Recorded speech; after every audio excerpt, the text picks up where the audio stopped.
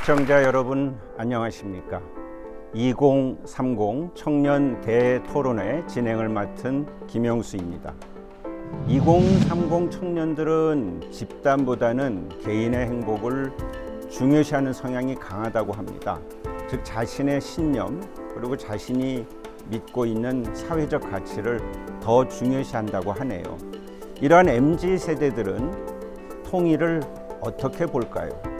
그들에게 통일이 다가온다면 그들은 어떤 방향과 어떤 준비를 갖고 통일을 맞이할지 무척 궁금합니다. 오늘 직접 스튜디오에 모여서 심도 있는 이야기를 나눠볼까 합니다. 출연자들을 소개해드리겠습니다. 자, 한반도 청년 미래 포럼의 박준규 대표님 나오셨습니다. 연세대학교 정치학과 박사과정 중에 계시는 문예찬 연구원님 나오셨습니다. 안녕하세요. 안녕하세요. 서울대 법학전문대학원의 윤휘 씨 어서 오세요. 그리고 고려대 영어영문학과에 재학 중인 이예진 씨 반갑습니다. 국민의힘 영등포구 의회의 박현우 의원님 나오셨습니다. 끝으로 한반도 미래경제포럼 대표이자 민주당 전 최고위원 예비 후보셨던 김지수 선생님 오셨습니다.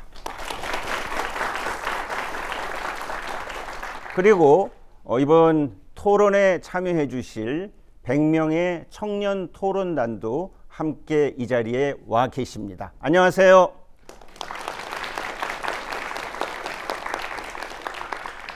자, 오늘 토론을 시작하기 전에 재미있는 설문조사부터 한번 해볼까 합니다. 오늘 자리해 주신 100명의 청년들께서는 통일에 대해서 어떤 생각을 가지고 계신지 한번 여쭤보겠습니다. 지금 모두 OX 판넬 다 갖고 계시죠? 네. 자, 제가 질문하면 O인지 X인지 들어주시는데요. 자, 통일이 여러분들에게는 축복일까요? 아닐까요? 하나, 둘, 셋 하면 들어주시기 바랍니다. 하나, 둘, 셋! 오, 굉장히 다양하게 나왔습니다. 자, 그러면 결과가 어떻게 나오는지 이제 집계가 되고 있습니다. 축복이다 하는 분이 41분. 아니야, 축복은 아닐 수 있어 한 분이 59분입니다.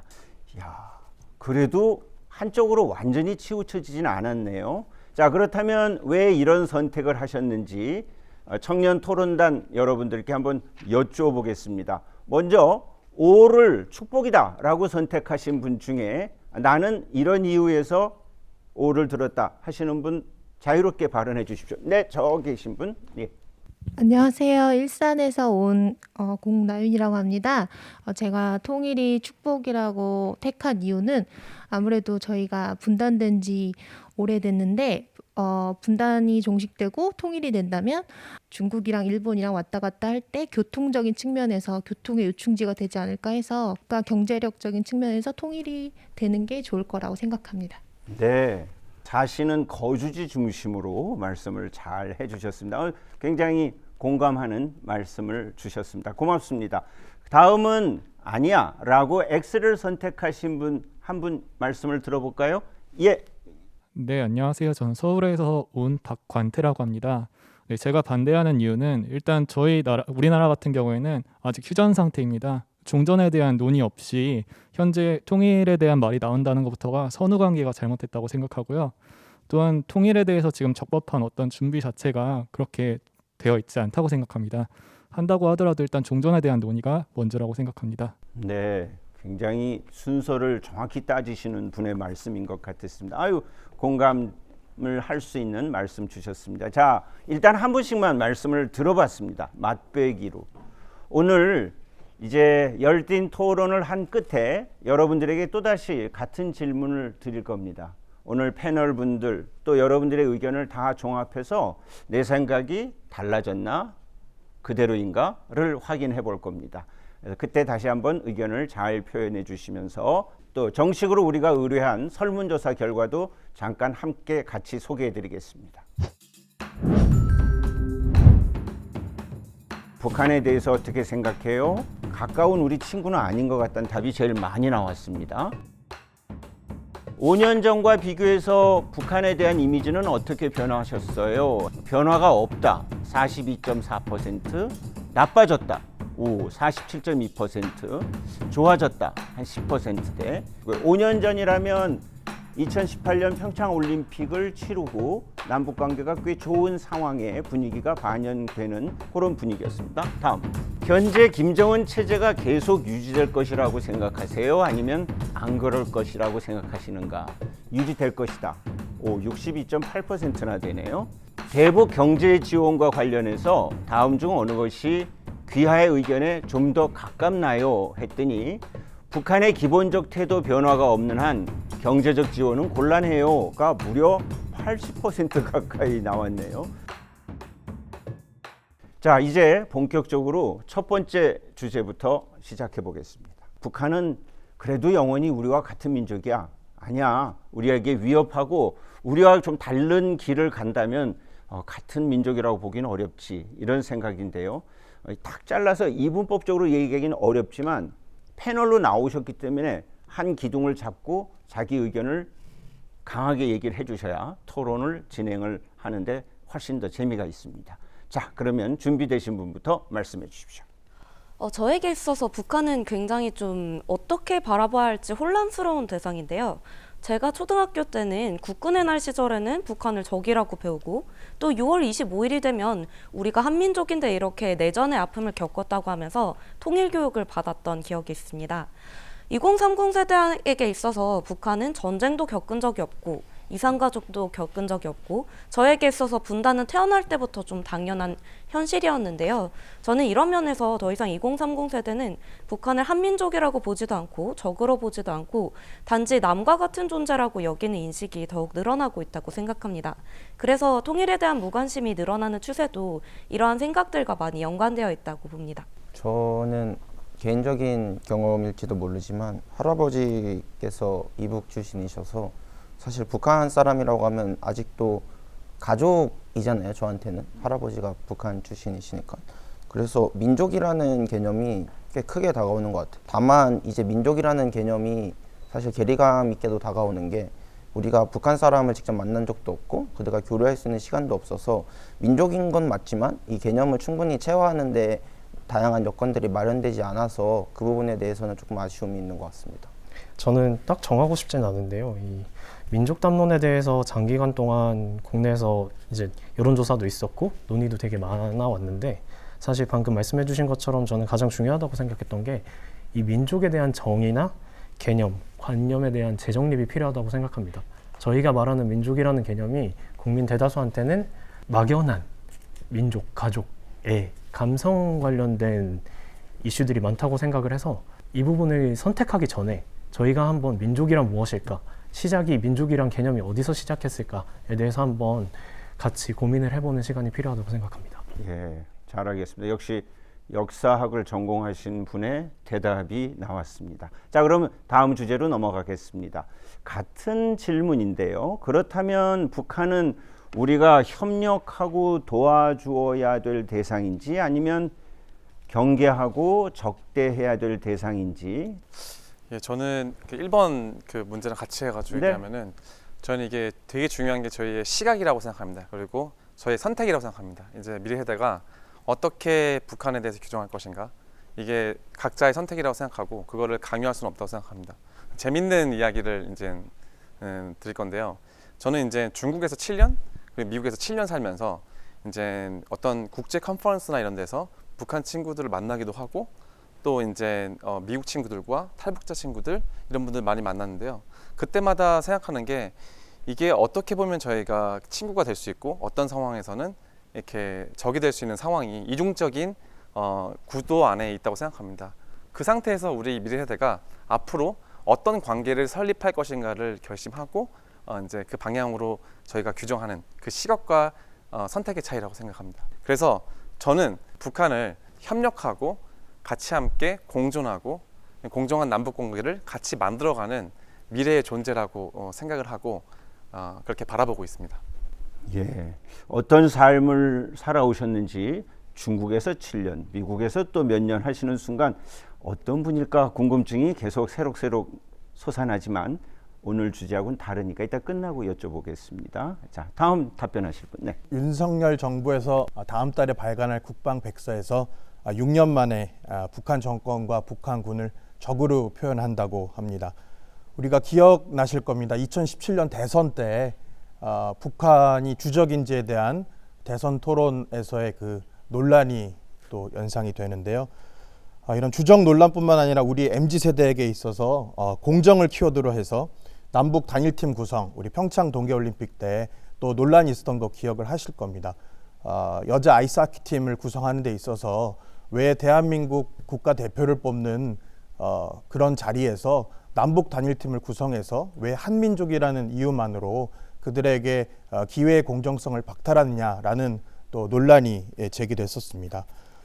제 주변에서는 이제 SNS를 또 많이 하는 또 특징이 당연히 있는데요. 우리 천안함 피격 사건을 기억하는 후드티나 모자, 또 텀블러 이런 인터넷을 통해서 구스를 구매해서 또 인증을 하는 모습들, 또 연합군 일원이었던 6.25 전쟁 참전 용사를 직접 찾아가서 촬영을 한 다음에 감사의 인사를 드리는 또 개념 있는 청년들, 그런 모습들이 어쩌면 당당한 글로벌 마인드의 MZ세대가 이런 주적과 우리 민족, 그러니까 다시 말해서 협력하고 도와줘야 될지 또 경계하고 적대할지 그런 중간 사이에 있다고 생각을 합니다. 우리 MZ세대는 전쟁을 직접 경험한 적이 없습니다. 그리고 태어났을 때 이미 분단이 정상적인 상황으로 인식하고 살았는데요.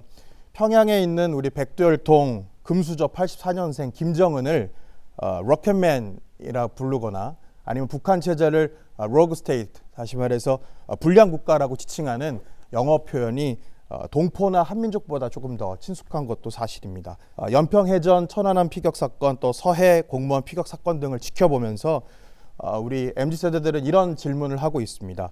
적이 아닌데 왜 대한민국에게 북한은 도발을 하고 있는지, 또 왜 우리는 당하고도 북한 김정은의 눈치만 보고 있는지, 마지막으로 정전협정을 종전선언으로 끊어내고 또 평화협정으로 이행하자는 것도 어찌 보면 북한이 적이라는 방증이 아닐까 생각합니다. 그것이 우리 MZ세대가 바라보는 북한에 대한 생각이 아닐까 말씀드려봅니다. 네, 북한 지도자의 생년월일까지 얘기를 해주시면서 오늘의 토론거리를 아주 심화시켜 주셨습니다. 아까 김지수 선생님께서 북한 이탈 주민이라는 말씀을 해주셨어요. 탈북자라는 말씀도 써주시고, 최근에는 이제 공식 용어로 북한 이탈 주민, 북한을 탈출해서 다른 나라에서 국적을 취득하지 아니한 사람이라고 하는데, 보통 우리는 탈북민 이러죠.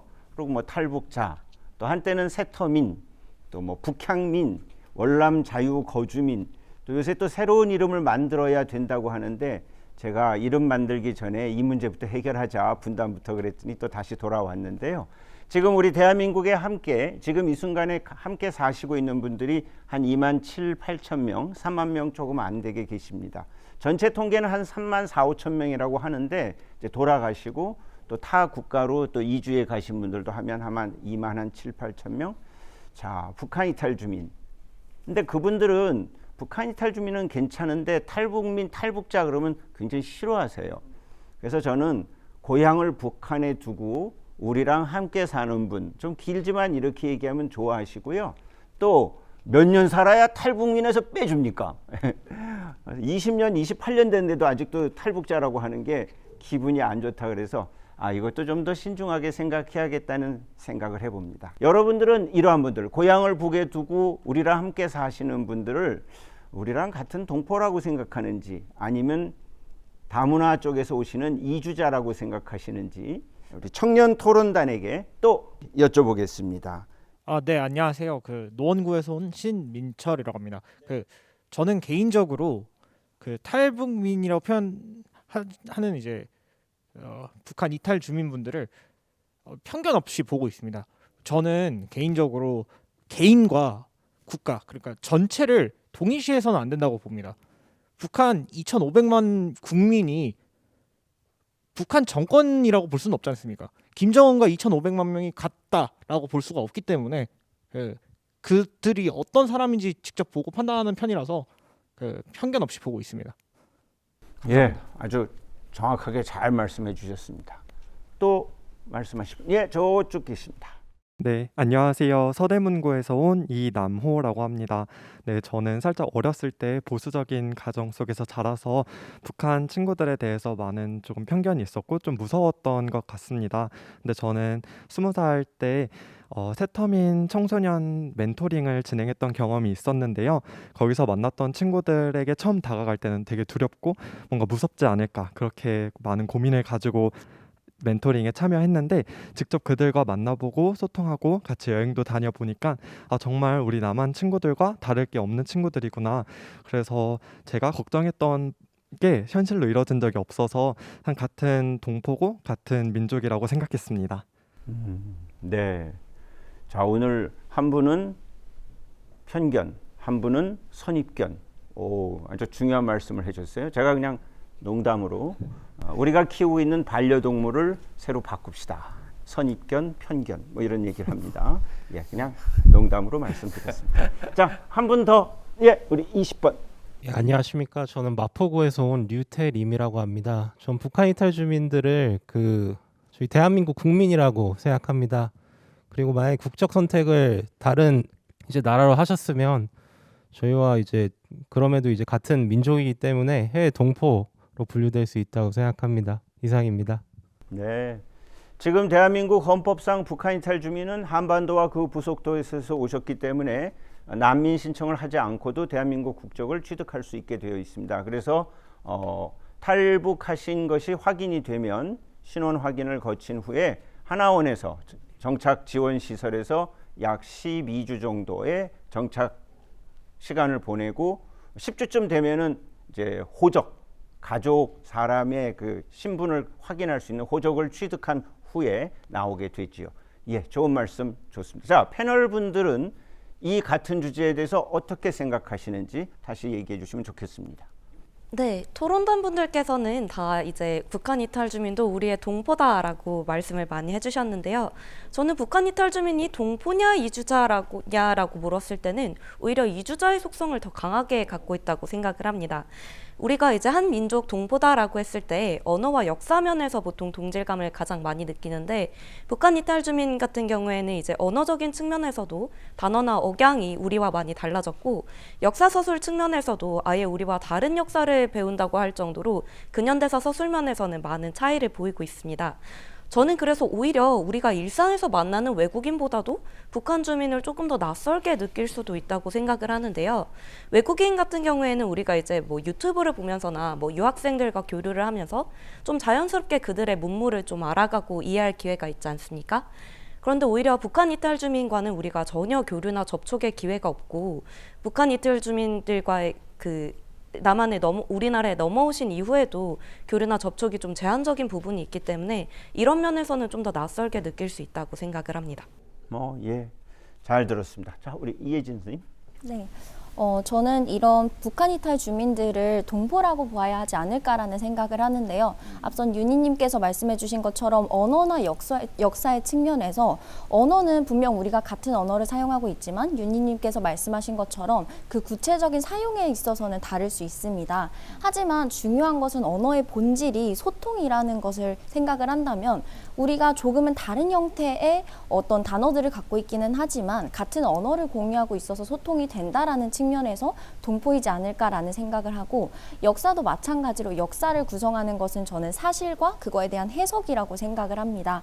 그런 측면에서 해석은 이제 북한과 남한이 다르게 이루어질 수가 있지만 그 사실의 측면에서는 우리가 공유하고 있기 때문에 같은 동포로 이해할 수 있지 않을까라는 생각을 합니다. 예, 각자의 입장에서 이렇다라는 말씀을 해주시는데 지금은 아직 토론 초반전이기 때문에 결론을 낼 필요는 없습니다. 나랑 다른 생각하는 사람들은 왜 저런 생각을 하지 하는 경청을 하시면서 토론의 중후반부로 가면서 우리가 어떤 합의점을 찾을 수 있는지도 생각해 보겠습니다. 한 분 더 우리 패널 박현우 선생님. 예. 아까 우리 김영수 교수님께서 말씀 주신 것 같이 헌법 제3조에 따라서 이제 북한 이탈 주민은 대한민국에 온 이후에 하나원에서 조사를 거친 후 바로 이제 대한민국 국적, 다시 말해서 주민등록증을 발급받습니다. 별도의 난민 신청이 필요 없고요. 그래서 이주자랑은 좀 차별이 있습니다. 어떻게 우리가 이제 북한 이탈 주민에 대한 시선이 중요할 것 같은데요. 저희 외할아버지 또 친할아버지 역시 황해도 해주와 장현에서 오셨습니다. 6.25 전쟁 이후에 38선을 따라서 대한민국으로 왔다고 해서 38 따라지라는 표현도 있었고요. 또 고향을 잃어버렸다는 의미에서 실향민이라는 표현도 썼습니다. 또 남쪽으로 월경을 해서 왔다는 표현에서 월남민이라고 지칭하기도 했었는데요. 또 이제 박정희 집권 시기에는 귀순자와 또 월남 귀순 용사라는 표현으로 또 우리가 시선을 주었었습니다. 북한을 탈북했다는 의미에서 탈북자라는 표현을 쓰기도 했었는데요. 정작 북한 이탈 주민들께서 놈자자가 조금 본인들을 비하한다는 의미로 느낀다고 해서 그 표현은 조금 지양이 됐고요. 90년 중후반 고난의 행군 시기에 많은 북한 이탈 주민분들이 생겨났습니다. 그 결과 97년 1월에 제정된 북한 이탈 주민의 보호 및 정착 지원에 관한 법률에 따라서 공식 용어가 북한 이탈 주민입니다. 이렇게 우리가 시선 어떻게 바라보는지에 따라서 용어가 이렇게 변화해 왔었는데요. 가장 중요한 것은 우리 현재 33,857명 9월 말 기준입니다. 이분들은 먼저 온 통일로 대한민국 국민이십니다. 또 따로 별도로 지칭하거나 뭐 동포, 이주자라고 표현하는 것 자체가 우리 국민이 아닌 뭔가 특별한 존재, 다른 존재라는 차별을 또 배태하고 있다고 생각을 합니다. 대한민국 국민으로서 우리가 정말 따뜻한 마음으로 포용할 수 있을 때 우리가 먼저 온 통일, 또 실제로 통일을 만들어가는 단초를 만들 수 있다고 생각합니다. 자, 지금까지 얘기해 주신 것 중에 저 사회자로서 좀 바로 잡거나 보강을 할 얘기가 짧게 있어서 말씀드립니다. 지금 34,000 몇십 명 이렇게 얘기하셨는데 그거는 탈북민 숫자를 세기 시작한 때부터 지금까지 모든 누계, 그러나 고령으로 돌아가신 분, 대한민국을 떠나서 다른 나라 가서 사시는 분들을 다 합치면 아마 한 2만 7, 8천 명?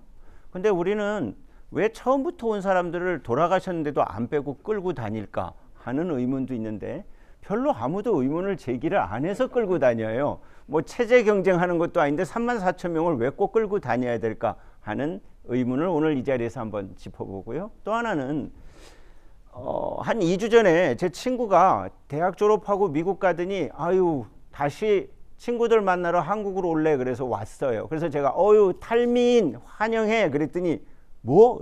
미국을 탈출했으니까 탈미인이지 그랬더니 뭐야 그러더라고요. 아니 일본에서 오거나 미국에서 오면 탈일인, 탈미인 안 하면서 왜 북한에서 온 사람만 탈자를 굳이 붙여야 돼?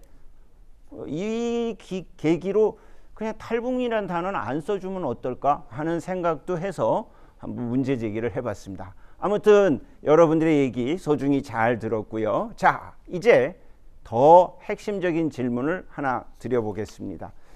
북한의 김정은 체제, 지금 북한 체제가 앞으로도 계속 잘 유지될지 아니면 위태로운지 여러분들의 생각은 어떤지. 얼마 전 미사일을 쏘면서 둘째 딸을 데리고 나왔어요.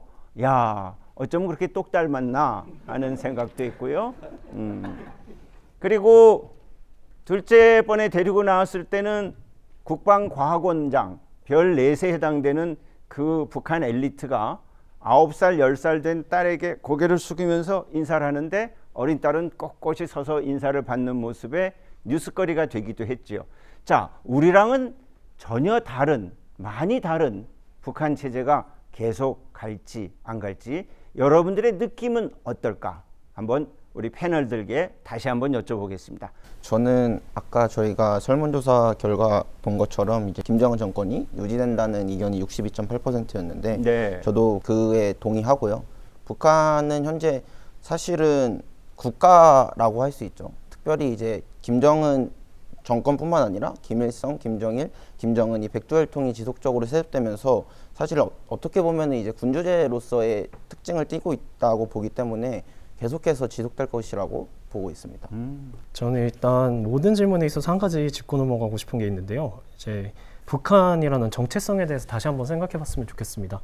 제가 늘 언급하는 부분이지만 북한의 수뇌부와 북한 주민을 별개로 생각하는 법을 조금 많은 분들께 전파하고 싶습니다. 북한 수뇌부의 입장과 북한 주민들, 즉 저희처럼 똑같은 인간의 존재로서 살아가시는 분들이기 때문에 그 부분을 인지하고 북한 문제에 접근하는 것과 그렇지 않은 것에 큰 차이를 보인다고 생각합니다. 그렇기 때문에 북한 수뇌부가 유지될 것이냐에 대한 질문에 답변을 드리자면 여기 계신 많은 전문가분들이나 이쪽 분야에서 활동하셨던 분들은 아시겠지만 북한의 시스템은 3대 세습을 거듭하면서 체제 유지를 하기 위해 촘촘하게 견고하게 더 단단해져 왔습니다.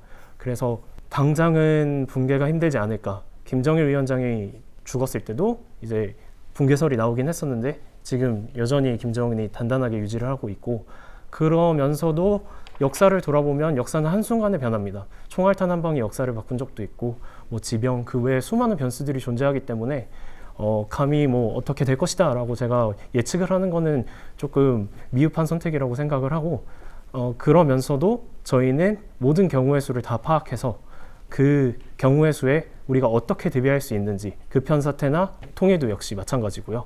어떻게 저희가 좀 현명하고 평화로운 방향으로 대처할 수 있는지에 대해서 생각해보는 게 좋은 방법이라고 생각합니다. 네, 북한을 유지하는 체제 엘리트들 순회와 주민은 분리해서 생각해야 된다는 말씀은 아까 청년 토론단 우리 저기 계신 선생님께서도 똑같이 얘기해 주셨고요. 오늘 토론에서 빼놓지 않고 반영해야 될 얘기인 것 같습니다. 혹시 이 주제에 대해서 여러분들께 또 이야기하실 기회를 더 드리겠습니다. 예, 여기 계시고 여기도 계시고. 네, 안녕하세요. 경기도에서 온 민지은이라고 합니다. 저는 북한이 어떻게 보면 국제사회에서 정치적으로나 외교적으로 정책을 추진하는 데 있어서는 비교적으로 실패했다고 생각하지만 체제 유지 면에서는 45년 광복 이후에 어떻게 보면 여러 번의 숙청을 거쳐서 독재 체제를 이제 지도자 중심으로 구축해 왔잖아요. 그렇기 때문에 체제 유지 면에서는 북한이 성공적으로 하고 있다고 생각을 하고, 실제로 지표면으로 봤을 때도 이제 서울대 통일평화연구원에서 매년 북한 이탈 주민들을 대상으로 이제 조사를 하고 있는데, 그 지표만 봐도 주체 사상에 대한 신뢰도 면에서 과반 이상의 결과가 나왔다는 것을 봤거든요. 그런 것들을 보았을 때 북한의 체제 유지 면에서는 앞으로도 되게 어떻게 보면 유지가 잘 될 것이다라고 저는 생각했습니다. 서울대 통일평화연구원의 자료까지 정독하고 계신 분의 말씀이셨으니까 신뢰도가 꽤 높을 것 같습니다. 이쪽에 또 네. 물론 지금 상황을 봤을 때는 제가 봤을 때도 지금 3대째 세습이 잘 이루어져 있고 그렇기 때문에 체제가 나름 공고하게, 그리고 김정은이 잘 유지하고 있다고 봅니다. 근데 우리가 아무도 이제 코로나19 팬데믹도 저희가 예측하지 못했는데 이 변화의 물결이 왔고 그로 인해서 저희의 많은 부분들이 정말 급격하게 변했습니다. 이런 것처럼 우리도 언젠가 우리가 전혀 예측하지 못했고 생각하지 못했던 변화의 물결이 와서 이 체제가 완전히 변할 수 있을 만큼 그런 순간이 언젠가는 닥쳐올 수도 있다라고 생각을 하거든요.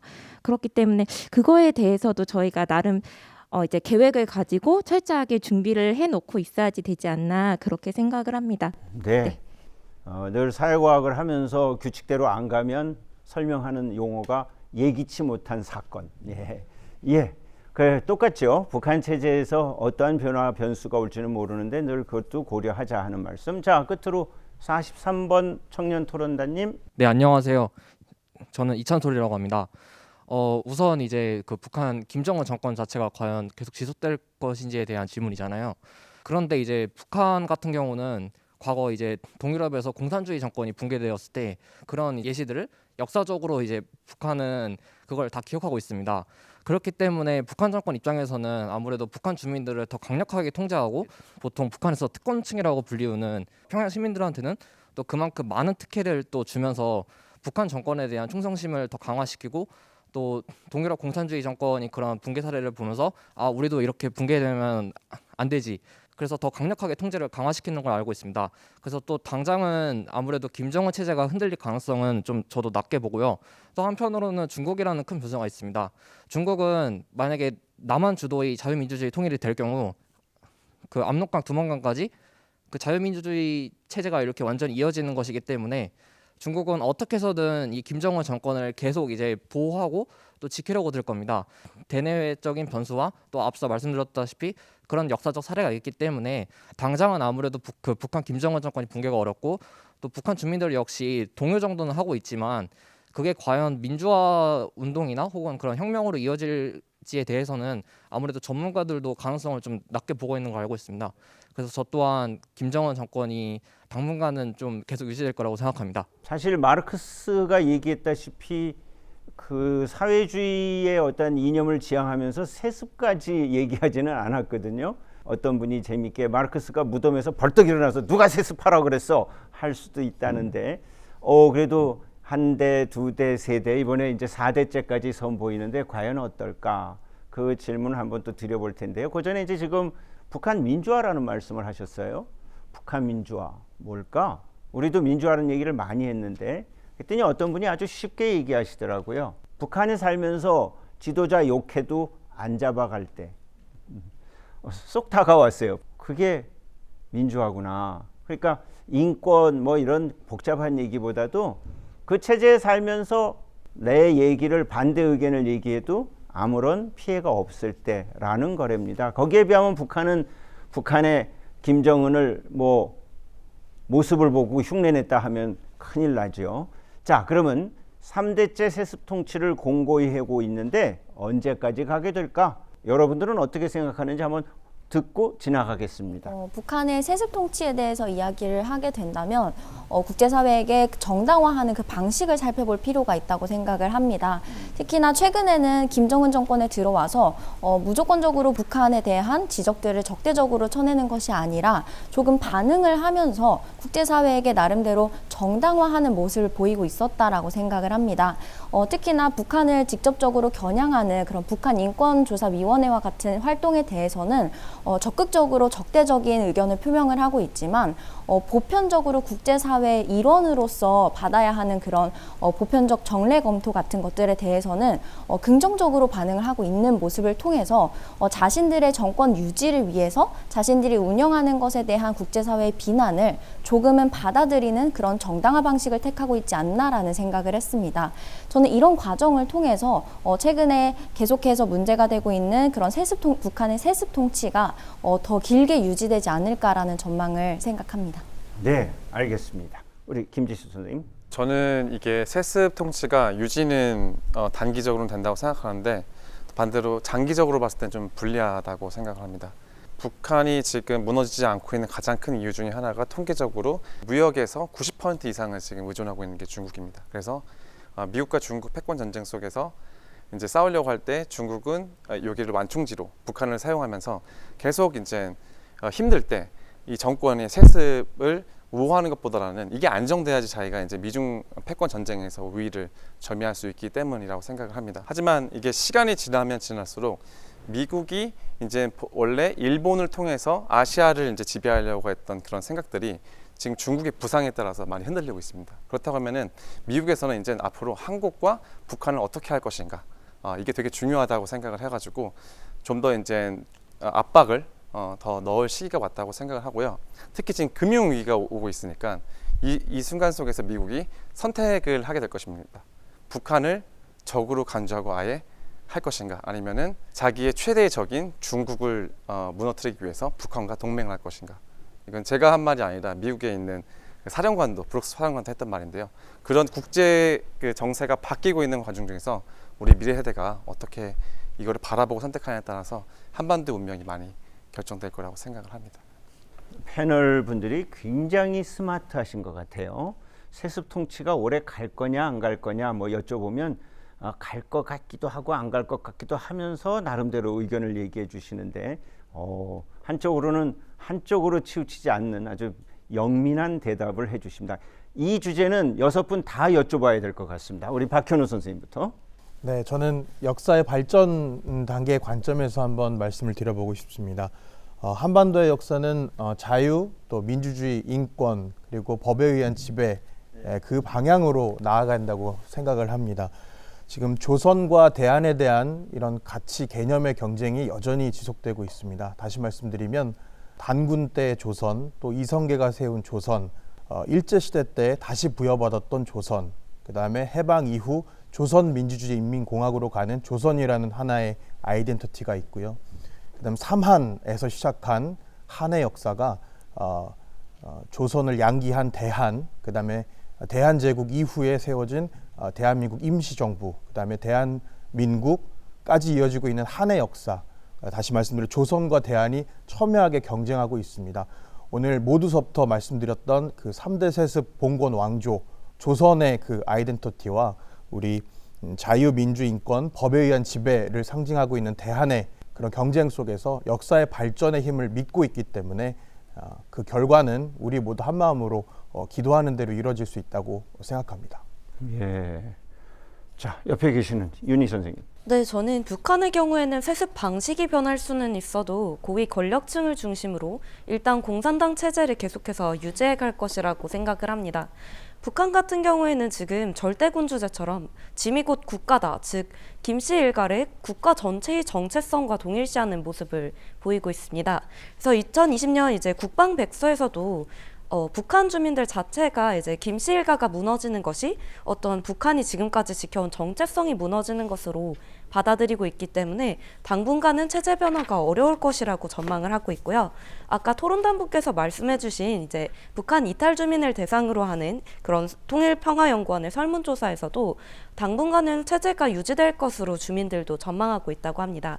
이것 자체가 이제 김씨 일가에서 이제 스마트폰을 배급하고 새로 이제 첨단 기술을 좀 더 공급하는 등 이런 우호적인 이미지를 구축하고 있기 때문에 주민들의 호감도로 이것이 이어지고 있어서 체제 안정성이 다소 높은 상황이라고 생각합니다.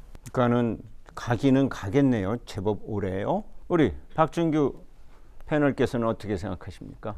제가 아까 되게 굉장히 견고하게 오랜 기간 동안 설계됐다고 말씀드렸는데 네. 그 와중에 변수 한 가지를 좀 말씀드리고 싶습니다. 저는 정리해서 말씀드리자면 소프트 파워와 정보전 대 북한의 폐쇄적인 정책과 당의 사상교육, 이 두 가지가 맞붙었을 때 역사가 판단하겠지만 결정적인 한 방이 변화를 일으키지 않을까라는 희망을 걸어왔는데요. 이제 반동사상문화배격법이라는 법이 북한에서 시행됐습니다. 쉽게 말씀드리면 미디어부터 전자기기 그리고 사람들이 보고 느끼는 것들을 통제하고 검열한다는 법입니다. 네, 이 부분에 있어서 굉장히 강력한 제재가 들어갔다는 것은 수뇌부가 이 미디어, 소프트 파워의 유입에 대해서 굉장히 불쾌감을 느끼고 있다, 체제의 위협을 느끼고 있다라는 것에 대한 반정이라고 생각합니다. 그래서 이 분야에서 굉장히 많은 분들이 소프트 파워를 북한에 주입시키기 위해서 노력을 하고 계신데요. 이 양상이 계속 확대되면서 북한에 유입시키려는 그 전략과 북한 수뇌부의 그 정보전을 막아내려고 그리고 자기 권력을 유지하기 위해서 통제와 검열을 이어나가는 그 두 개의 구도가 앞으로의 이 대결을 결정짓지 않을까 생각하고 있습니다. 북한 체제의 특징인 폐쇄성이 약화되는 그런 변화가 온다면 길게 보기도 어려울 수 있다. 얼마 전 일론 머스크가 25년에 북한 위에 스타링크를 띄우면 북한 주민들도 인터넷에 접속이 된다는 얘기를 했는데 아마 김정은이 제일 싫어했을 것 같은 얘기입니다. 지금 얘기했는데 반동 사상 문화 배격법, 사랑의 불시착 이런 거 보지 말라는 거죠. 그다음에 청년 교양 보장법, 그리고 작년 5월에 허풍 방지법이 생겼습니다. 허풍 떨지 말라고. 농사가 잘 됐습니다. 가보면 안 됐다는 거죠. 그런 등등을 보면 북한 내부도 당국이 원하는 대로 잘 안 가려는 조짐이 있으니까 자꾸 법을 만들지 않을까 하는 생각을 해보는데, 자, 마지막 패널 우리 문예찬 토론자께서는 패널께서는 어떤 생각을 하고 계신지 의견 듣고 다음 주제로 넘어가겠습니다. 저는 사실 조금 극단적으로 말씀드리자면은 통일이 되기 전까지 북한의 세습은 이어질 거라고 보고요. 사실 이제 북한 내부 사람들이 이 정권을 어떻게 인식하는지 살펴보는 게 중요한데, 저희가 지금 북한에 직접 들어가서 북한 주민들을 대상으로 설문조사를 할 수 없지 않습니까? 그래서 윤희 선생님께서 말씀해 주셨고 청년참여단 선생님께서 말씀해 주신 자료, 그 서울대학교 통일평화연구원이 발간하는 김정은 집권 10년 북한 주민 통일의식, 요 자료를 보면은 2012년부터 2021년이죠. 김정은 정권 시기. 여기서 먼저 짚고 넘어가야 될 것은 김정은 정권이 2011년 12월에 김정일 위원장이 죽고 난 이후부터 시기로 본 시각이 있는데 이 자료는 이제 2012년 4월에 김정은 위원장이 제1비서로 추대된 그 시점으로 10년을 봤다는 걸 먼저 상기하고요. 이 자료를 보면은 이제 북한 주민들도 장기 유지될 것이라고 보고 있거든요. 근데 여기서 주목해야 될 점이 북한 이탈 주민들이 북한 정권이 싫어서 나왔다는 점. 그러니까 북한 내부에 직접 대상으로 설문조사를 진행한다면 아마 더 높은 수치가 나오겠죠. 두 번째로는 북한 이탈 주민들이 대부분 해산과 같이 북중 접경 지역, 그러니까 평양이나 라선 같이 그런 북한의 핵심 계층이라고 할 수 있죠. 이런 데서 나오신 분들이 아니라 외곽 지역에서 나왔다는 점을 비추어 보아 북한 내부 주민들은 굉장히 이 체제 안정성을 높게 평가할 것이고 이 세습이나 이 체제가 유지되는 것에 큰 불만을 가지고 있지 않을 가능성이 높다라고 판단할 수 있을 것 같습니다. 네, 아주 설득력 있는 주장을 해주셨습니다. 북한 주민들은 지금 지도자가 좋대요. 지난번 지도자는 자꾸 아파서 언제 어떻게 될까 걱정을 했는데 지금 지도자는 약간 좀 무게가 나가긴 하지만 그래도 젊고 활발하고 시원시원하다는 그런 얘기들도 해서 북한 내부에서는 제법 인기가 좋다는 얘기들도 들리면서 또 불평도 들리니까 우리가 귀를 더 쫑긋 세우고 북한 내부를 들여다봐야 되겠습니다. 자, 북한 내부를 들여다보는 주제로 이어가 보겠습니다. 북한 지금 경제 상황은 어떨까? 지난 11월 뉴스에서는 하루 동안에도 미사일을 막 수십 발을 쐈는데 이때 한 1,000억 원어치가 다 날아갔고 그걸 옥수수나 쌀로 살면은 1년치를 살 수 있는 옥수수 쌀값인데 다 허비했다. 뭐 이런 비판도 나오고 있어요. 매년 비가 안 오면 북한 농사는 끝났다. 태풍이 불면 다 떠내려갔다 하는데도 북한은 끄떡없다. 뭐 조금 모자라면 아껴 먹으면 된다. 이러고 있는데 실제 지금 북한 주민들이 생계를 유지할 정도의 경제 상황인지 아닌지 여러분들은 어떻게 생각하시나 한번 생각을 들어보겠습니다. 자, 패널 분들, 이제 경제 쪽 북한 주민들 지금 먹고 사는 상태는 어떨까? 콩기름이 너무 부족하고 소금이 없고 뭐 이런 얘기들도 많이 합니다. 우리 박준규 패널께서 벌써 손을 드시려고 했습니다. 그죠? 네, 해보도록 하겠습니다. 네. 교수님께서 가르쳤던 단어가 참 생각났는데요. 이 부분에 있어서는 평양과 평양 밖 조선이라는 단어를 한번 짚고 넘어가고 싶습니다. 아까 말씀드렸다시피 북한은 체제 유지를 하기 위해 평양과 평양 밖 완전히 다른 나라라고 불릴 만큼 경계를 지리적으로 물리적으로 통제하고 있습니다. 자기 체제의 유지를 위해서 필요한 층에게는 경제적인 여건이 어느 정도 보장이 되고 그렇지 못한 평양 밖의 사람들, 북한의 신분제도, 적대계층, 동료계층, 핵심계층의 분류에 따라서 국가가 직접 관리하고 있다고 들었습니다. 네, 그런 부분에 있어서 평양과 평양 밖 그리고 수뇌부와 그렇지 않은 부류에 대해서 경제적으로 바라보는 시선을 다르게 봐야 된다고 생각합니다. 정권 유지에 있어서 경제적 상황이 임팩트가 있다, 대북제재가 임팩트가 있다에 대해서는 이건 제 생각은 아니고요. 전문가분들이 말씀하시기를 대북제재가 효과가 조금 미비하다. 그 미비하다는 그 경계선이 수뇌부는 충분히 먹고 살 수 있다. 하지만 평양 밖에 계신 북한 주민분들은 살아가기 어려운 상태이지만 수뇌부는 관심 밖의 일인 것 같다라는 말씀을 들었던 적이 있어서 언급했습니다. 예, 아까 주민과 정권, 정권과 주민을 구별해서 보자는 얘기와 함께 이번에는 평양과 비평양, 평양 밖을 달리 봐야지 같이 볼 수 없다라는 얘기. 그리고 평양 안에 사는 사람들의 생계는 그럭저럭 갈 거다. 그러나 그 밖에 있는 사람들의 문제는 심각할 거다 하는 말씀입니다. 그 옆에 계시는 우리 윤휘 선생님은 어떻게 생각하시는지 여쭤보겠습니다. 네, 이제 말씀하신 것처럼 저도 북한 주민들의 지금 경제 상황은 상당히 어려운 상황으로 전망을 하고 있는데요. 북한이 계속해서 이제 식량 지원을 거부를 하다가 작년 9월에 처음으로 인도와 캐나다에 식량 지원을 요청을 했다고 합니다. 이는 이제 우리나라나 미국에게는 다소 적대적인 모습을 보이고 있지만 인도와 캐나다와는 어느 정도 좀 중립적인 면에서 우호 관계를 구축하고 있다고 판단했기 때문에 이들에게 손을 벌리는 것은 다소 체면을 구기지 않을 수 있다. 이러한 판단안에 지원을 요청을 했다고 보고 있고요. 또 작년에는 북한 전문 매체인 데일리 NK가 조사한 자료를 보면 쌀값이 36% 정도 폭등을 하고 있는 모습을 보이고 있습니다. 이와 같은 상황에서 좀 장기적인 경제 전망을 보더라도 지금 북한이 주요 산업 동력으로 삼아왔던 노동력이나 천연 자원이 더 이상 좀 산업 경제 성장 동력으로 작용하지 못하는 상황이고요. 또 외부적인 측면에서는 코로나19의 장기화, 그리고 대북 제재, 또 동맹국인 중국과 러시아의 내부 균열 같은 요소들이 경제를 더욱 어렵게 하고 있다고 생각합니다. 쌀값이 폭등을 했던 뉴스가 들어온과 동시에 또 한 2주 지나면 예전처럼 또 안정화됐다는 얘기도 있고 참 내부를 알 수가 없으니까 참 어렵네요. 우리 김지수 선생님은 어떻게 생각하십니까? 국제 시장적으로 봤을 때 오히려 코로나나 이런 게 있었을 때 전 더 힘들지 않았다고 생각하는 게 우리나라나 그리고 미국이나 많은 국가들은 세계 경제가 너무 연결되어 있습니다. 그래서 하나가 임팩트가 생기면 쭈르륵 도미노처럼 생기는데 북한은 아예 자체가 폐쇄적이라서 되게 연결이 우리나라보다 훨씬 더 안 되기 때문에 오히려 아이러니하게 그 대외 의존도가 되게 낮고 대신 중국에 대한 의존도가 또 큽니다. 다시 돌아가서 체제 유지를 위하고 미국 전쟁과 싸우기 위해서 계속 여기다 서포트를 저는 하고 있다고 생각하고요. 그 다음에 이제 두 번째로는 아까 말씀하신 그 캐나다나 영국이나 이런 분들도 이제 인권적인 차원에서 국제기구를 통해서 지원이 많이 가고 있다고 생각을 합니다.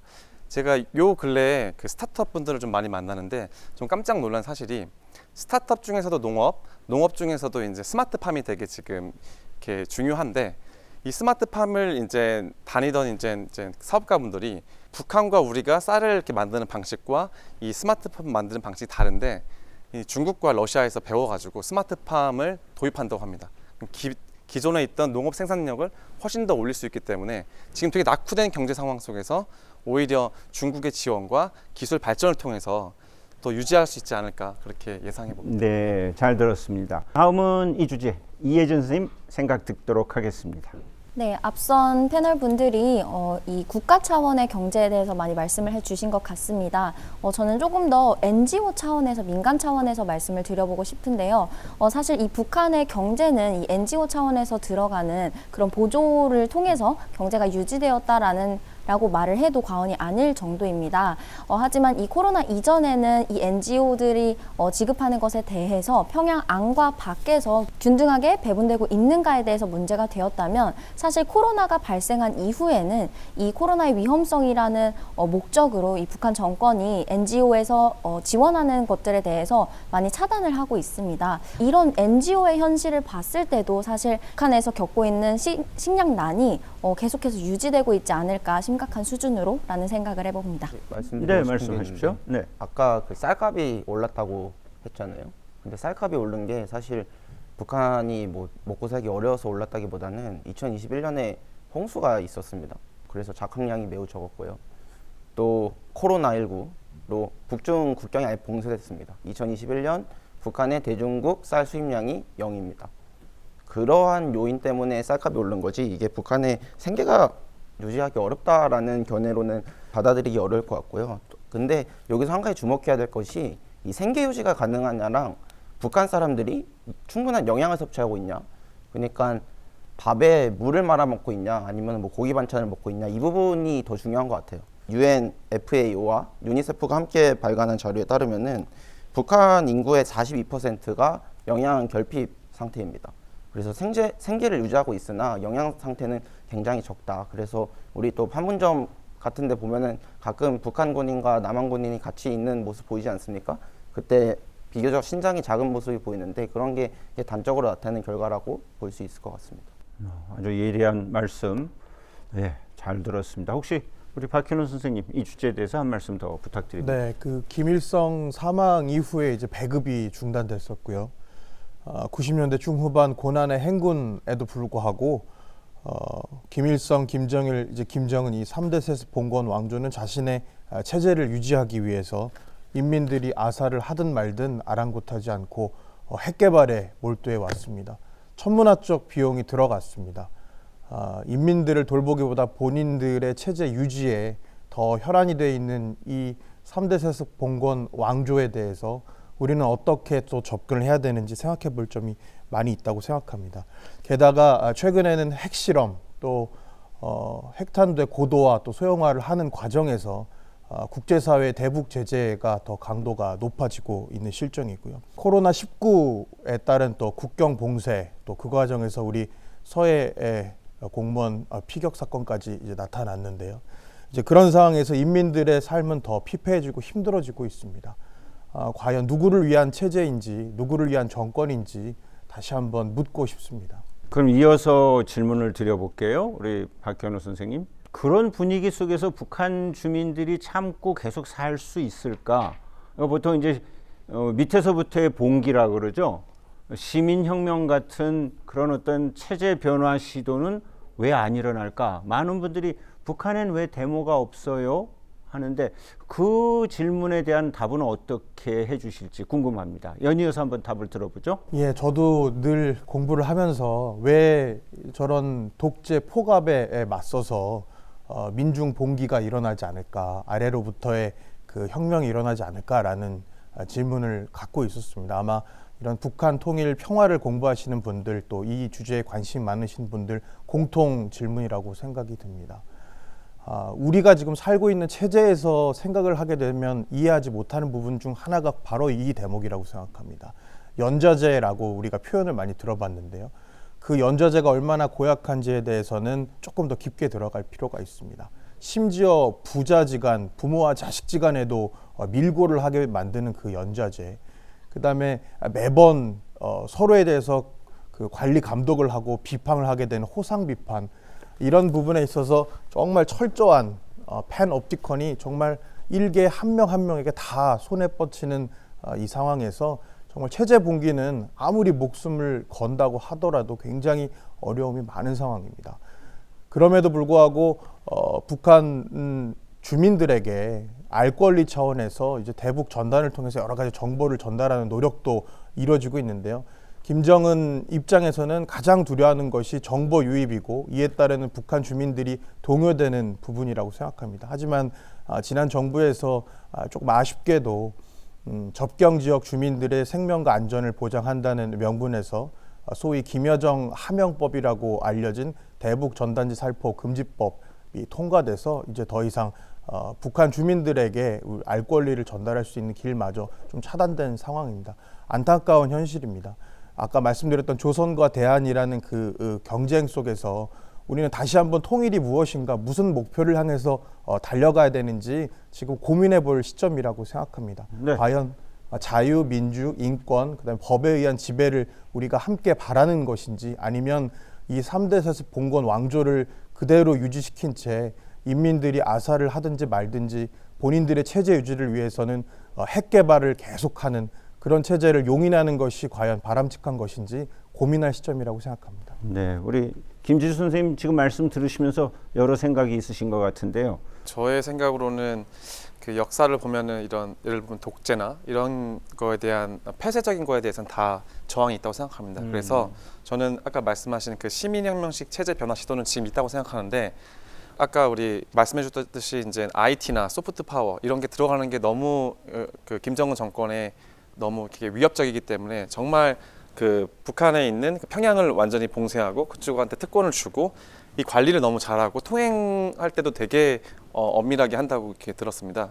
그렇기 때문에 그 지금 시도는 있고 있는데 그 시도가 유효하지 않다고 생각을 하고, 다만 저는 오히려 이 시민혁명 체제 변화가 나중에 더 일어날 거라고 생각하는 게, 진실과 이런 정보의 유입은 영원히 막을 수 없다고 저는 생각을 합니다. 지금은 공고하지만 이게 만약에 아프리카나 외딴 지역에 있으면 상관없는데 미국과 중국 패권 전쟁, 그리고 일본과 러시아가 호시탐탐 노리는 이 한반도의 그 상황 속에서는 더 이 북한을 어떻게 해야 할지에 대해서 4개국이 지금 생각을 하고 전략을 짜고 있는데, 이 상황 속에서 정보 유입은 저는 될 수밖에 없다고 생각하고, 단기적으로는 아까 말했듯이 변화가 크진 않지만 장기적으로 가면은 이게 집단 지도 체제로 변하고, 집단 지도 체제로 변하면은 정보 유입과 함께 새로운 시민들이 새로운 리더십을 갖기 위해서 좀 더 이제 영향력을 발휘하지 않을까, 그렇게 생각하고 있습니다. 그러니까 지금 보도가 안 돼서 그렇지 조짐은 곳곳에서 분명히 있을 것이다.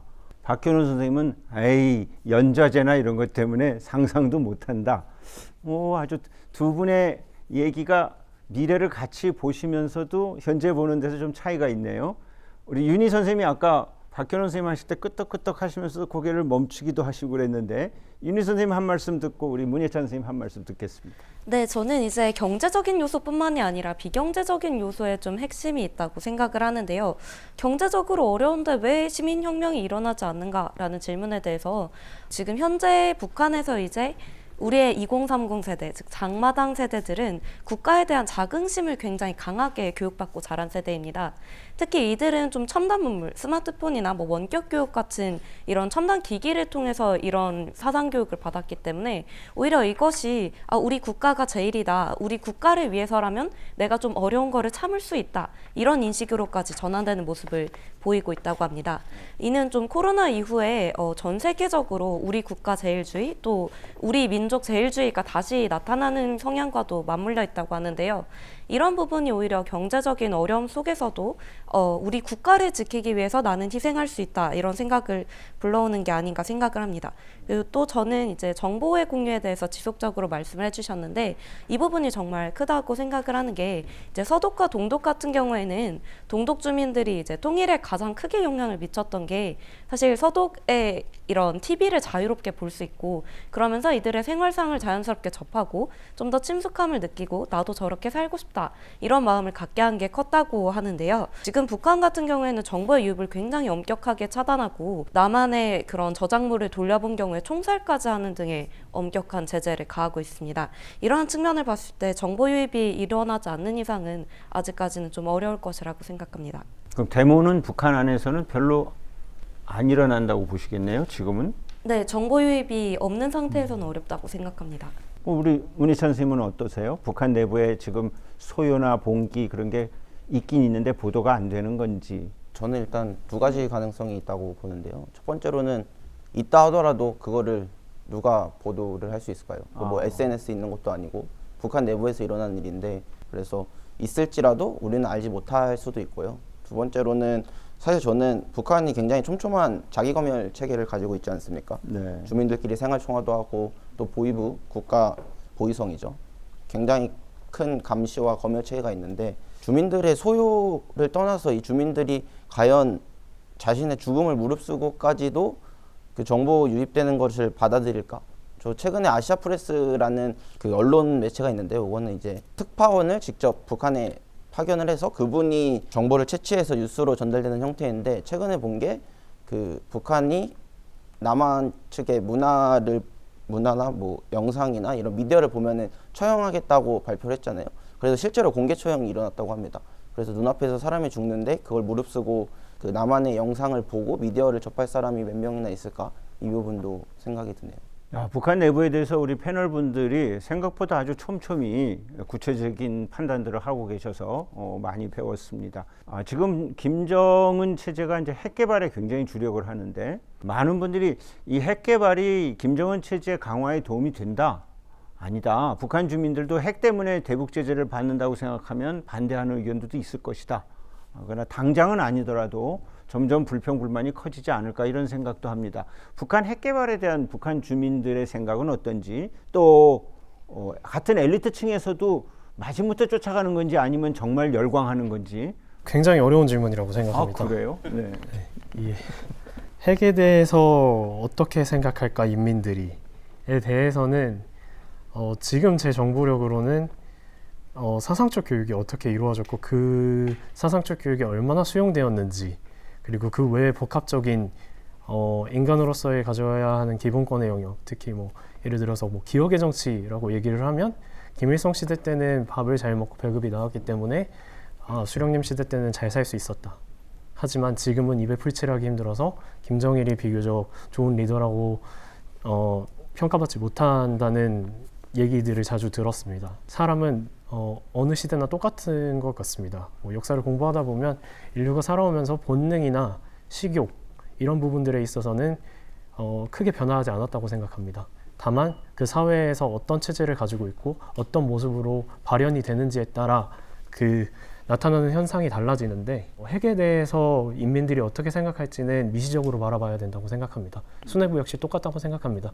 핵을 개발함으로써 자기에게 득이 되는 사람은 득이라고 생각을 할 거고, 핵이 개발됨으로써 자기가 밥을 굶어야 한다면 그 무엇이든 좋다고 생각할 수 없다고 생각이 됩니다. 네, 알겠습니다. 네, 북한의 주민들이 이 핵 개발에 대해서 어떻게 생각하느냐에 대해서 이야기를 할 때는 이 핵 개발에 대한 국제사회의 반응이 이 인민들에게 비춰지는 방식에서 찾을 수 있을 것 같습니다.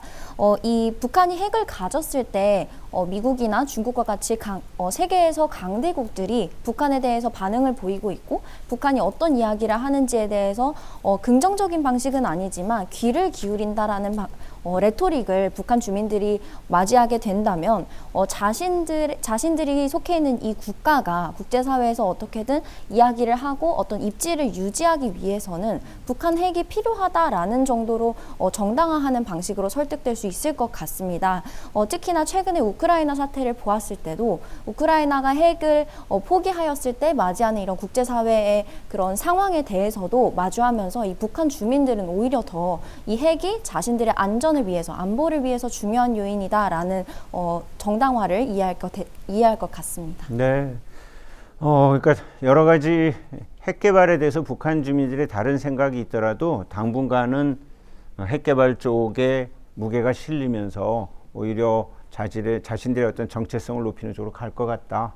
그러니까 좀 다른 생각 가진 사람 얘기하기가 좀 쉽지는 않겠다 하는 얘기네요. 아유, 참 좋은 말씀 잘 들었습니다. 자, 그러면 이어서 이제 조금 주제를 달리해서 우리 역대 정부들이 남북 화합 또 남북 관계 개선을 위해서 굉장히 애를 써왔습니다. 그러나 남북 관계는 우리 뜻대로 그렇게 우리 바람대로 가지 않고 출렁출렁 울렁울렁 하면서 왔는데 앞으로 대북 정책 방향을 어떻게 잡아야 될까? 또 통일 정책도 어떻게 해야 될까? 줄여 말씀드린다면 어떻게 해야 남북 관계를 풀 수 있는지 하는 말씀입니다. 어떤 분들은 뭐 특사를 파견하자, 뭐 정상회담을 하자, 뭐 이런 얘기인데, 자, 이제 줄여서 한번 질문을 간단하게 드리겠습니다. 이제부터 남북 관계를 위해서, 우리 바라는 통일을 위해서 어떤 정책을 펴나가는 게 좋을까? 많은 경험을 했어요. 자, 그러면 다시 김지수 선생님부터 시작할까요? 단도직입적으로 말하면은 지금 문재인 정권 때 했던 대북 정책도 저는 틀렸다고 보고 지금 윤석열 정부가 하고 있는 대북 정부 틀렸다고 생각합니다. 둘 다 네, 틀렸다고요? 둘 다 틀렸습니다. 왜냐면은 이게 어떤 이론이냐면은 채찍을 쓰느냐 당근을 쓰느냐 지금 이 두 개의 프레임과 두 개의 나라를 두고 생각하는데 저희는 오히려 더 지금 저희가 선진국이지 않습니까? 그리고 패널 분들 통해서 되게 훌륭하신 분들이 있지 않습니까? 그래서 미국이 2차 세계대전 이후에 마셜 플랜이라는 거를 해서 그 서유럽을 자기의 지배하에 두고 세계 최고의 강대국이 될 수 있었습니다. 저희가 지금 10대 이제 경제국인데 우리도 제2의 아시아판 마셜 플랜 같은 건 설계해서 이런 당근과 채찍을 다 가지고 있어야 되고요. 여기에 플러스되는 요소가 뭐냐면은 어떻게 미국과 중국과 일본과 이제 미중일러 이 네 개의 국가가 이 판에 들어와서 번영하고 부흥할 수 있는 인센티브를 저희가 설계할 시기가 와야 된다고 생각합니다. 그래서 지금까지 왜 실패했냐? 일단은 중국 친구한테 물어보면은 우리는 공산당이니까 한번 정책을 하면은 30년 동안 간다. 너네들은 정권이 바뀐다. 그래서 북한도 그렇고 중국도 그렇고 저기 정권이 바뀌면 이렇게 바뀔 거야 예상하고 일률적인 정책이 아니라 그 뭐 민주당이 집권했을 때는 계속 핵배 정책으로만 가고 보수 쪽에서 이제 하면은 계속 이제 강화적으로 하니까 이게 끝이 안 나는 정쟁의 싸움이 되는데 중요한 건 남과 북도 중요하지만 어떻게 우리가 그 미중일러 세계에 있는 사람들을 어떻게 설계해 가지고 이 판에 들어와서 서로 윈윈할 수 있는지에 대한 정답을 저희가 찾아서 설계해야 된다고 생각합니다. 그러면요, 어떤 대북 정책을 해야 되는지 얘기는 해주셔야. 지금까지 썼던 건 두 가지 정책인데요. 채찍과 이제 유화 정책을 남북으로 썼는데 제가 트럼프가 저기 이제 하노이를 갔을 때 모두가 다 우리는 통일된다고 생각했는데 안 되지 않습니까? 그때 왜 안 됐냐면은 톱과 톱다운 식이었고 워킹 그룹에서 디테일하게 어떻게 할지에 대한 그게 없었습니다. 그러니까 볼튼도 뭐 셌지만 우리나라에서 DC를 움직일 수 있을 만한 한국 정치인들도 없었고 중국과 소통하고 있는 정치인들도 없었고 이거를 설계해서 마치 한반도 미래 경제 대플랜 같은 백서, 화이트 페이퍼 이런 거를 만들어 가지고 이 사람들이 이렇게 왔을 때 특히 이런 경제 대위기, 유동성이 지금 너무 있어 가지고 자이언트 스텝이 있고 이자율이 올라가고 있는 시기에 우리가 이걸 극복할 수 있는 새로운 방안들을 미래 세대가 짜가지고 제시해야 된다고 생각합니다. 문희찬 선생님 어떤 의견 들으시면서 어떤 생각을 하셨어요? 네. 저는 사실은 지금 대북 정책 막막합니다. 뭐 제재 때문에 저희가 뭐 하고 싶은 거 아무것도 못 하고요. 근데 우리가 뭘 할 수 있는지를 조금 살펴보는 게 그 대북 정책의 방향을 설계하는데 시작점이 될 것 같은데요. 북한은 이제 기본적으로 취약국이에요. 그러니까 진짜 취약한 나라, 혼자 힘으로 살 수 없는 나라라고 할 수 있겠죠. 그래서 국제사회에서 제재를 많이 하는데 또 한편으로는 인도적 지원도 많이 합니다. 독일, 스위스의 그 개발협력청은 이제 임농복합경영이라고 해가지고 북한의 산림을 보호해주면서 또 같이 그 곡물도 생산할 수 있는 사업도 하고, UNFAO에서는 이제 직접 국제사회 기금을 넣어가지고 북한에 투입되기도 하고, 또 유엔 제재 예외 조항으로 이제 휴머니테리언 익셉션, 인도주의 관에서는 이 제재를 면제할 수 있는 방안도 있습니다. 근데 여기서 또 한 가지 문제는 북한이 우리나라 이름이 들어가는 걸 되게 싫어해요. 최근에 카타르 월드컵도 북한이 중계하고 있다고 하는데 우리나라가 H조잖아요. 그래서 포르투갈, 우루과이, 가나, 그리고 한 개 팀 이렇게 표현을 한다고 합니다.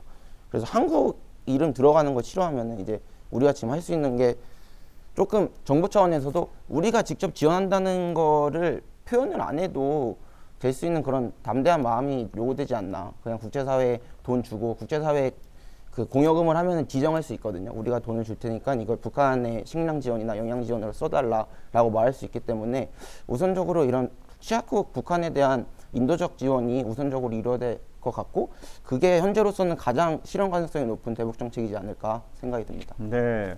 자, 그러면 정상회담 아까 필요성에 대해서도 언급이 됐었는데 이쪽 줄에 계시는 패널 분들께 여쭤볼게요.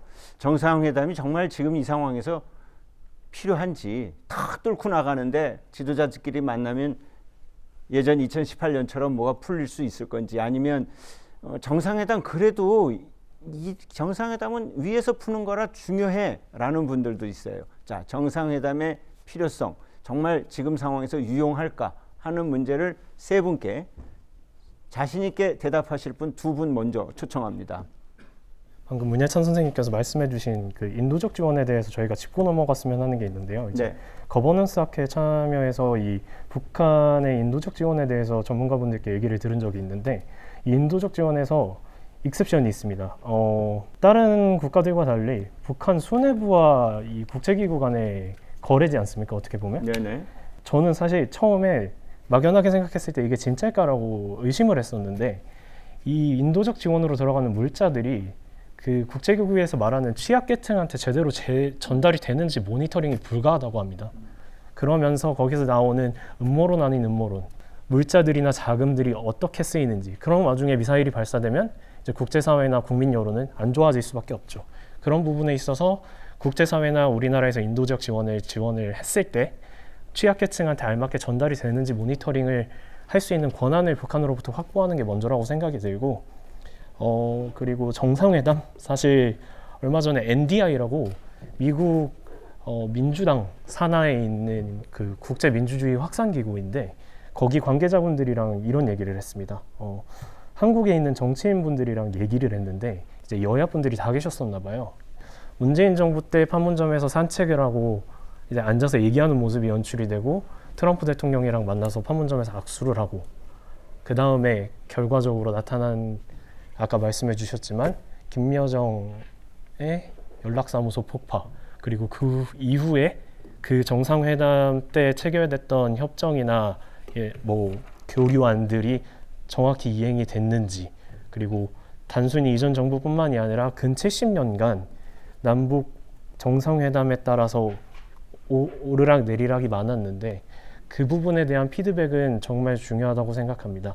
매번 정상회담 때문에 뭐 두 정상이 악수하면서 기자들이 일어나서 박수치고 환호를 하지만 과연 지금 현 상황을 돌아봤을 때 누구 탓을 하느냐가 문제가 아니라 이 남남 갈등, 정권 교체에 따른 남남 갈등보다는 아까 말씀해 주셨던 것처럼 인스티튜셔널라이즈라고 하죠. 정권 교체가 일어나도 이제 화이트 페이퍼 같은 게 있어야 유효하다고 생각이 들고, 저는 그리고 마지막으로 가장 중요하다고 생각하는 게 저희끼리 뭐 여야 갈려서 어느 게 옳다라고 말하기보다 교수님께서도 굉장히 강조를 해주셨었지만 북한의 의도가 정확히 무엇인지에 대해서 파악하는 게 먼저라고 생각합니다. 김정은이 원하는 게 무엇인지, 북한 당국이 원하는 게 무엇인지 그걸 정확히 파악해야 저희가 어떻게 할 수 있는지를 알 수 있기 때문에 저희끼리 뭐 인도적 지원이 옳다 아니면 대립이라고 표현하면 안 되겠지만 네 그거에 대해서 옳다 그르다를 먼저 생각하기 전에 북한을 파악하자. 그리고 결론적으로 답변을 드리자면 저는 지금 기울어진 운동장 외교 교수님께서 말씀해 주셨던 저희가 차관급이 나가면 북에서는 낮은 급을 일부러 외교 전술로 내보낸다고 하더라고요. 뭐 그런 식의 기울어진 운동장 외교는 수정이 돼야 된다고 생각합니다. 그래서 결론을 정리해 드리자면 협상의 문은 항상 열어놓되 저희의 국방과 안보는 튼튼하게 하는 것이 저희 입장에서 현재 취할 수 있는 가장 이상적인 방안이 아닐까 싶습니다. 예, 정상회담을 놓고 좀 하자, 뭐 안 하자 이렇게 나오실 줄 알았더니 여러 가지 상황을 천천히 또 다시 재해석해 주시네요. 자, 그러면 다시 그 문제를 또 여쭙는 것보다 우리가 통일 논의를 하면서 가장 시급하게 해결해야 될 문제가 뭘까? 얼마 전까지도 종전선언이 엄청나게 강하게 강조가 되기도 했고 지금은 북한 비핵화기도 했고 하는데 종전선언에 대해서 우리 김지수 선생님 아직도 그 필요성은 있는데 어떻게 예상하시는지. 종전선언은 아까도 종전선언 필요하다고 토론단에서도 얘기해 주셨는데 종전선언의 중요성, 급한 또 시급성 판단 좀 해주시고요. 우리 윤희 선생님은 북한 비핵화 할래도 안 되는 건데 그렇다고 북한이 핵보유를 했다고 비핵화 우리도 포기할 수는 없지 않겠어요? 한번 의견 여쭙고 싶고요. 우리 문희찬 선생님은 대북 제재 이거 풀어줘야 남북관계가 좋아지나 하는 얘기들을 이슈별로 좀 여쭈면서 이제 마무리를 해 나가도록 하겠습니다. 저는 처음에는 우리가 또 항상 말하는 게 핵이 먼저냐, 종전선언이 먼저냐 이 이슈 갖다 기조 정치권에서 그렇죠. 얘기하지 않았습니까? 근데 이거 갖다가 싸우면은 끝이 안 날 것 같고요. 저는 그럼에도 불구하고 그 종전선언을 먼저 해야 된다고 생각한 게 이 세계사를 보면은 미국, 우리나라와 되게 밀접한 관계를 가지고 있는 미국이 정말 소련을 적대했잖아요. 그 G2가 원래 거기였잖아요. 근데 미국이 선택한 게 러시아였고 소련이 이제 붕괴되고 나서 그 다음에 중국과 적대적으로 있다가 핑퐁 외교를 통해서 바로 미국에서 이제 가서 이제 외교를 하고 그 다음에 이제 관계가 복원이 됐거든요. 그래서 저는 미국이란 나라는 어느 때든 자기의 이익이 되는 순간 수교를 할 수 있다. 그래서 어떻게 보면 이 종전선언을 남과 북도 중요하지만 미국을 저희가 잘 활용해가지고 이렇게 종전선언을 해서 비핵화를 할 수밖에 없는 구도를 미국과 함께 만들어가면은 좀 강하게 드라이브 걸 수 있지 않을까 그렇게 생각해봤습니다. 네, 좋은 의견이십니다. 우리 윤희 선생님. 네, 저는 국민들이 지금 가장 불만을 가졌던 통일 정책 자체가 이제 2018년에 남북 정상회담도 결국 북한 측의 공동 연락사무소 폭파로 끝이 나지 않았습니까? 저는 이것처럼 우리가 정말 국제적인 대북 제재를 모두 뚫고 국민 여론까지 통합해서 북한에게 지원을 하겠다고 했을 때 북한이 그 지원을 아예 받아들이지 않고 거부하거나 받아들이더라도 결국 그 지원만 받고 약속을 이행하지 않는 모습에서 국민들이 가장 큰 실망을 느끼고 있다고 생각을 합니다. 그래서 이제 저는 이제 총과 버터라는 개념이 있는데요. 국가의 자원 자체를 안보에 쓸 것이냐, 경제에 투자할 것이냐 이 두 가지를 놓고 선택을 하게 된다고 합니다. 그런데 현재 지금 북한이 취하고 있는 전략은 총을 들이밀고 버터를 강탈하는 것과도 같다고 생각을 합니다. 그래서 내가 이제 총을 이제 내릴 테니까 나에게 버터를 줘. 이런 식의 협상은 결국 북한에게 주도권을 넘겨주는 것이라고 생각을 하거든요. 그래서 저는 좀 강경한 대북 압박 정책이 선행이 되어서 북한이 이제 내부적으로도 균열이 좀 일어나고 위에서도 압박을 느끼는 상황이 있어야만이 좀 더 평화를 위한 논의가 가능해질 것이라고 생각합니다. 예, 알겠습니다. 자, 대북 제재 완화를 많이들 요청하는 목소리도 있고 안 돼 하는데 문희찬 선생님 생각은 어떠시죠? 그 부분 앞서서 하고 싶은 말이 있는데 그거 먼저 해도 되겠습니까? 네, 하십시오. 네, 우선 아까 그 인도적 지원에서 북한 모니터링 안 된다. 이거는 사실 북한뿐만 아니라 모든 나라에서 이루어지는 거고요. 그럼 아프리카에 그렇게 많은 돈이 들어갔는데 아직도 경제 재건을 못한 나라가 많아서 사실 모니터링은 구조적 한계로 볼 수 있고 두 번째로 그래서 국제사회는 평양에만 계속 인도적 지원을 하니까 조건을 내걸었어요. 평양 말고 다른 지역 하겠다. 그래서 최근에 남포나 함경도 쪽으로도 인도역전 하고 있는 거, 이 부분 말씀드리고 싶었고, 두 번째로 말씀드리고 싶었던 건 이제 정상회담이 굉장히 중요합니다. 우리가 CVID라고 하죠. 완전하고 불가역적이고 검증할 수 있는 핵폐기. 근데 정상회담은 완전하고 불가역적이고 검증할 수 있는 남북 간의 약속을 만드는 겁니다. 북한이 매일 하는 말이 이제 6.15 정신과 14 정신을 이행하자. 이 말을 왜 하냐면은 자신들의 지도자, 그 범접할 수 없는 엄청난 지도자들이 만들어 놓은 약속이기 때문에 그런 거예요. 그래서 최근에 했던 그 평양 공동선언이나 4.27 선언도 계속해서 북한 측이 먼저 제시할 가능성이 높습니다. 왜냐하면 김정은이라는 무유류의 지도자가 만들어낸 약속이기 때문에 정상회담의 성과가 어떠냐를 떠나서 일단 하는 것 자체가 매우 의미가 크다라는 점을 꼭 강조해보고 싶었습니다. 그리고 마지막으로 이제 대북 제재 완화를 말씀드리고 싶은데, 제재 완화는 그냥 완화하면 안 되겠죠. 왜냐면은 우리가 북한을 어떻게 믿습니까? 그래서 우선적으로 이 북한에 어느 정도 이 비핵화 의지를 보일 수 있다면은 제재를 완화해야 된다고 생각하는데, 그 어디죠? 동창리였나요? 핵 실험장을 폐기한 적이 있지 않습니까? 북한이 그 정도의 태도 변화만 보여줘도 제재를 조금은 완화할 수 있을 거라고 생각이 들고, 사실 북한은 그 국제사회 대북 제재는 이제 1950년 6.25 전쟁 이후로 미국은 계속해서 제재를 하고 있고요. 유엔은 이제 2006년 이후로 유엔 대북제재위원회 1718위원회라고 하죠. 여기서 이제 계속 제재를 하고 있는데, 사실 큰 변화는 저희가 볼 수 없지 않습니까? 북한 계속 핵 개발하고 있고 최근에 ICBM 미사일도 쏘고 있는데, 이 부분에서 우리가 계속 제재를 하는 것보다는 조금이라도 태도 변화를 감지했을 때 일시적으로 완화를 하고 그 이후의 상황을 함께 살펴보는 게 좋지 않을까, 이런 생각을 가지고 있습니다. 예, 아주 다양한 의견을 주십니다. 정상회담의 필요성, 또 분배 투명성, 인도적 지원, 북한뿐만이 아니다, 뭐 이런 얘기도 해주셨는데, 자, 100명 청년 토론단 함께 해주시고 계신데요. 자, 지금까지 나온 의견에 대해서 좀 더 보태주실 의견이 있는지 한 두 분 정도 얘기를 듣고 이제 마무리하도록 하겠습니다. 예, 33번. 네. 예, 안녕하세요. 저는 관악구에서 온 오정택이라고 합니다. 예, 그 토론단 분들의 말씀을 잘 들었는데, 일단은 지금 북한의 지금 여러 가지 체제 변화라든지 지금 얼마 전에는 자기가 정식적으로 핵 보유국이 됐다고 선언을 하지 않았습니까? 근데 제가 볼 때는 북한 자체가 지금 체제가 유지되는 원동력이 지금 그 핵 보유이기 때문에, 그게 지금 제가 볼 때는 당장에 바뀌거나 할 가능성은 좀 없다고 생각을 하고요. 조금 이제 북한 사회가 아까 내부 봉기에 관련해서 말씀해 주셨는데, 북한 같은 경우는 그 체제가 되게 지금 상호 감시로 이루어져 있는 나라로 알고 있습니다. 그래서 그런 부분에서 우리가 먼저 그런 거를 어떻게 해야 될지보다는 북한에 먼저 변화를 먼저 유도를 하는 게 저는 좀 먼저라고 생각을 합니다. 네, 알겠습니다. 네, 또 뒤에 54번 바로 뒤에요. 아까 그 대북 정책 관련돼서 이제 좀 의견을 보태고 싶긴 했었는데, 기본적으로 아마 대부분은 상호주의 쪽에 좀 많이 좀 동의를 하시는 것 같아요. 근데 제가 이제 느끼는 것도 그런 상호주의 tit-for-tat 전략으로 가긴 가야 되는데, 과거의 역사를 이제 생각해봤을 때 뭔가 지원이 분명 많이 이루어졌었고 2000년대 이제 초반부터 쭉.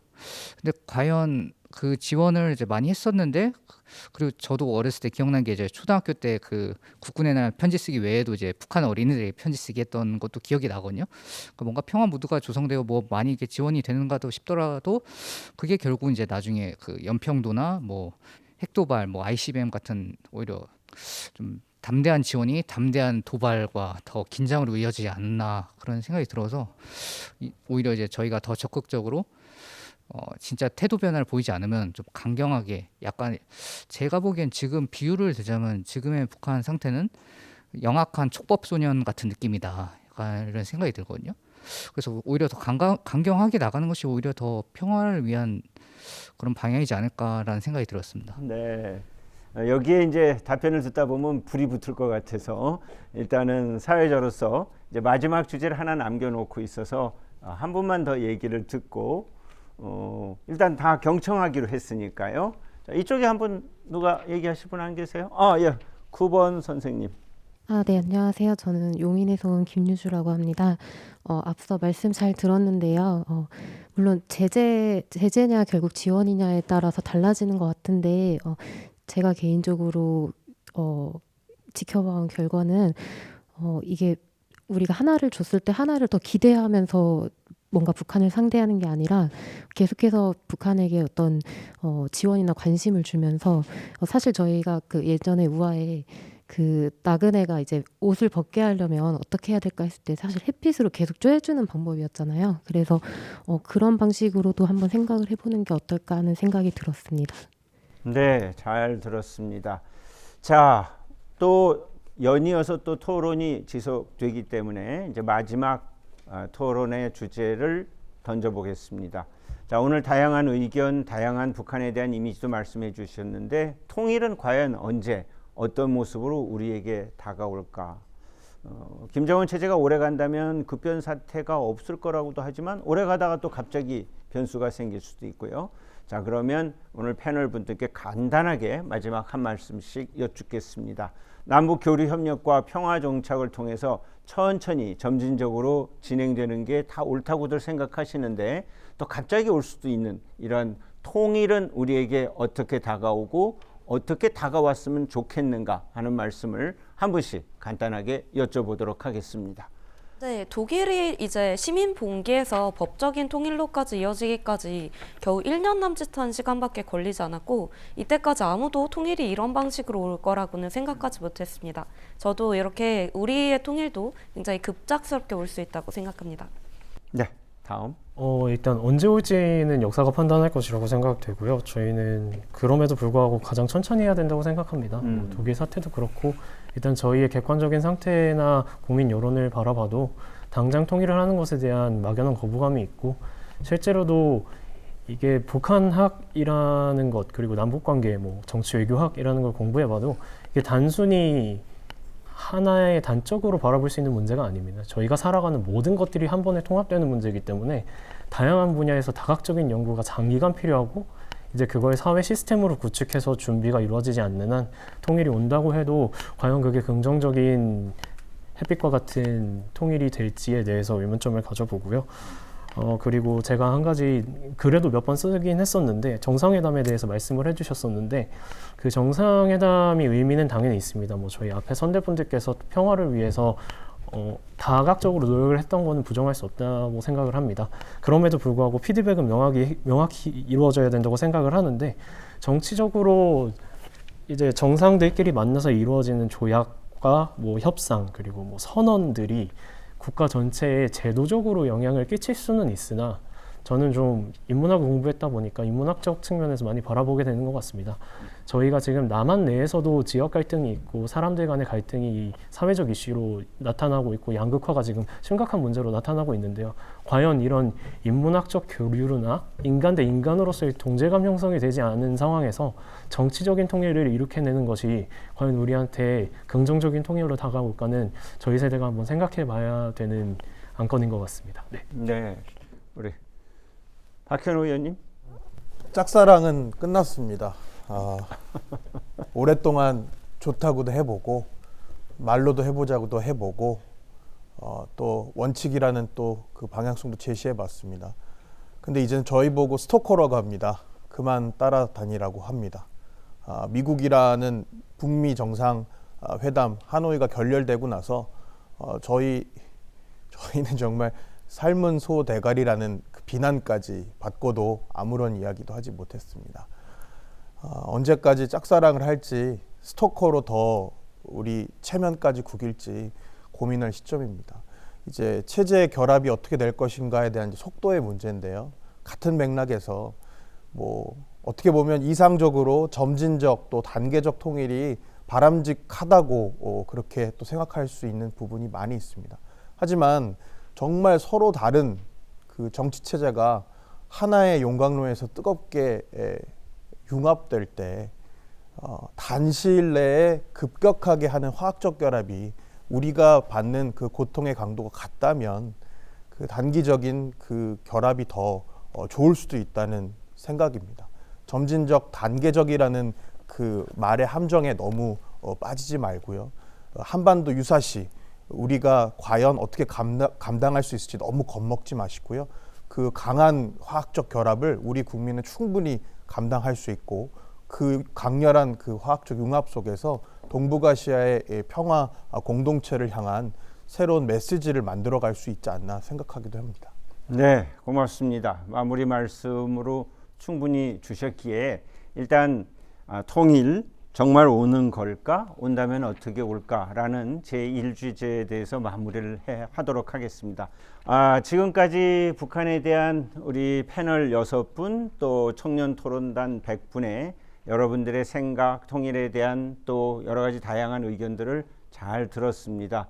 정말 시간 가는 줄 모르게 뜨거운 열기 속에서 우리의 생각을 직접 들을 수 있는 것이 가장 소중한 시간이었습니다. 보통 아까 통계로 나온 것들은 그렇구나 하지만 여러분들이 직접 육성으로 들려주시는 의견은 몸에 굉장히 잘 다가왔습니다.